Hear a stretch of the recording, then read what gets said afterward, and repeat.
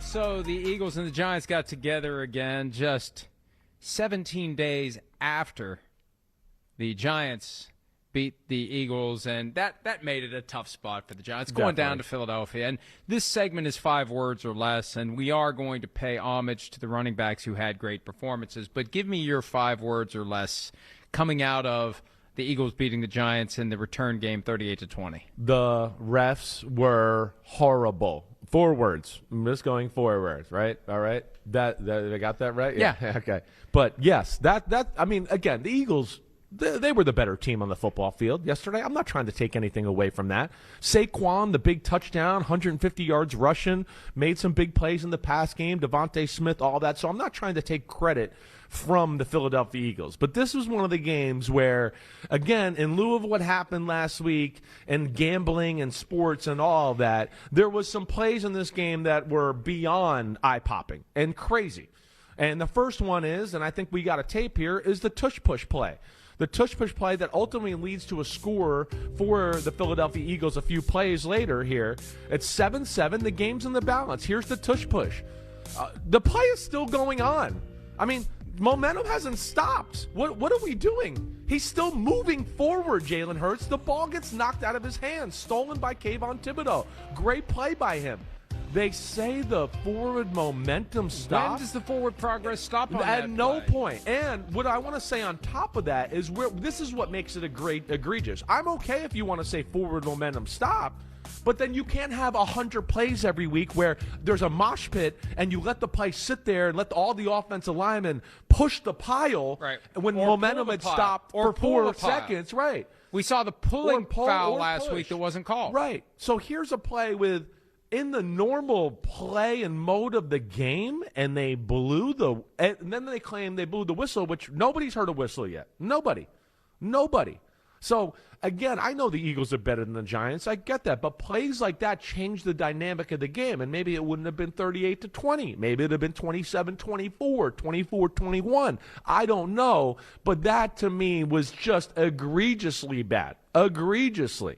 And, yeah, that was a weird moment of our Sunday afternoon. And there were more. There was more than one of those. Well, we had that. Then we had, I believe, on the drive that makes it 21-10, where Dallas Goedert catches a touchdown. They're going to be in a 2nd and long situation. Jordan Mailata clearly jumps off sides. They call it on Kayvon Thibodeau. Kayvon Thibodeau's like, what? Did you not see the guy that's 370 pounds move first? Jordan Mailata's laughing because he knows he just got away with one. Next play, touchdown. And then, of course, the offensive pass interference is never called. I always am like, would you call offense? You know me. I'm pro defense when it comes to that. Here was a play late in the game. Darius Slayton catches an 80-yard touchdown pass. He gets pulled 7 different times on the route, and they called offensive pass interference because he's being pulled, and he extended his arm to be like, well, I can't get off this guy. Let me get off him because he's holding me. They take a touchdown off the board. That's 21 points right there where I just go, that's horrible reffing. That's horrible. Absolutely horrible, and New York needs to figure that out at 345 Park Ave. If gambling is permitted freely on sporting events, normal incidents of the game, such as bad snaps, drop passes, turnovers, penalties, and play calling, inevitably will fuel speculation, distrust, and accusation of point shaving or game fixing. Right. Who said that?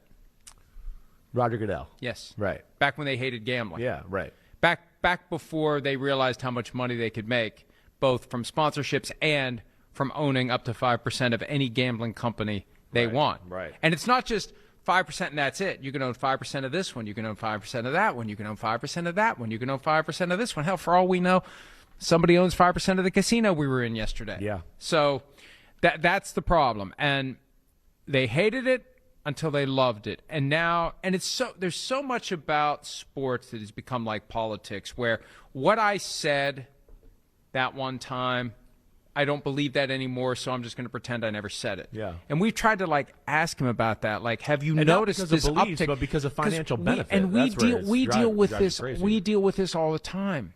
We deal with the tinfoil hat crowd all the time. They have given credibility to the tinfoil hat crowd. They have given people reasons, and that's why you were getting those texts yesterday, because we are in this era where everyone is looking for where is the fix and who is corrupt. And Right. this guy is, I never would have dreamed that. This guy is, I never would have thought that. Who's the next one? And where are the motivations? So we're going to look at these things that otherwise would have been shit happens. We're going to look at it and say, aha. Yeah. Aha. Right. He's on the take. Exactly. He's getting an envelope. He's corrupt. He's got money on the game. How are we not supposed to think that? And the explanation has been, well, we have to be in this space because the Supreme Court, they could have still hated gambling. They could have still said, we don't want your money, DraftKings. We don't want your money, FanDuel. We're not working with you. You do your thing. We'll do our thing. That's how they worked with the mob all those years. They knew gambling was going on, illegal gambling. They had an injury report, and what you do with everything after that is on your own, and we're going to maintain a firewall. Right. So anyway, my 5 words are Saquon Barkley can still play. Yeah. Not that there was a little any more than doubt. 5 words there. Saquon no? Barkley can still play. Wow, okay, you still got the 5. 5. There's a lot of syllables. That's why it threw Right. me off. Well, it's not syllables, it's words. That's where horrible got you screwed up. It did. The refs You're are right. horrible. That's 6 I was words. like, horrible? You thought it was 6 words. I knew it. I know you too well. You thought it was 6 words because there's 3 syllables Yeah. and horrible. Okay, but Saquon Barkley had a big game. And Yeah. it's good that they can Right. it's all about winning. So this week we'll win with the passing game. This week we'll win with the running game. Saquon Barkley is going to have a Saquon Barkley game. And he left with the groin injury, but he said afterward he's fine, and the team told me he could have come back in if he needed to. He only played 3 quarters, and he had Second a play of huge the game performance. right here. And there he goes. Yeah. Boom. That's Saquon Barkley of 2024. Well, yeah, exactly right. I mean, if Philadelphia gets back to running the football like that, where he can rip off 3 or 4 big runs every game, they're almost unstoppable, as we talked about. It doesn't matter how simple the passing offense is or anything of that nature. As long as Jalen Hurts kind of takes care of the football, they run the ball like that. And you just know, too, they'll make they're definitely going to make a few plays in the pass game, too. Hurts is a phenomenal deep ball thrower. It was impressive what they did yesterday. The Eagles played really well, and I think they're finding themselves on the offensive side of the ball. It doesn't need to be complicated with them.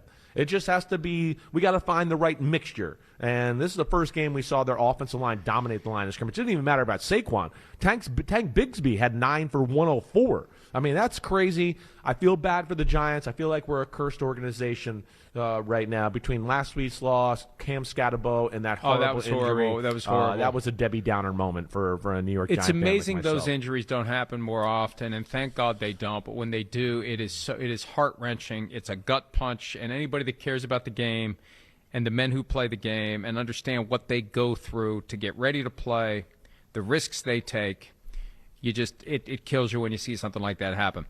So the Eagles now are off, and then Monday night trip to Lambeau Field. Ooh.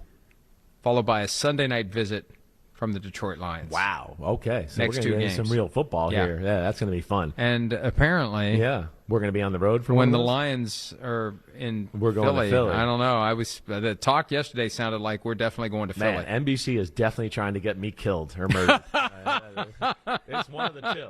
They're like, let's send Chris to Philly again. They all hate him. Let's see if they assassinate him this time. Yeah, it's not funny. It's not funny. Stop laughing. Hi, it's Mike Florio. Thanks for watching PFT on YouTube. Hit subscribe for the latest news and analysis from Pro Football Talk.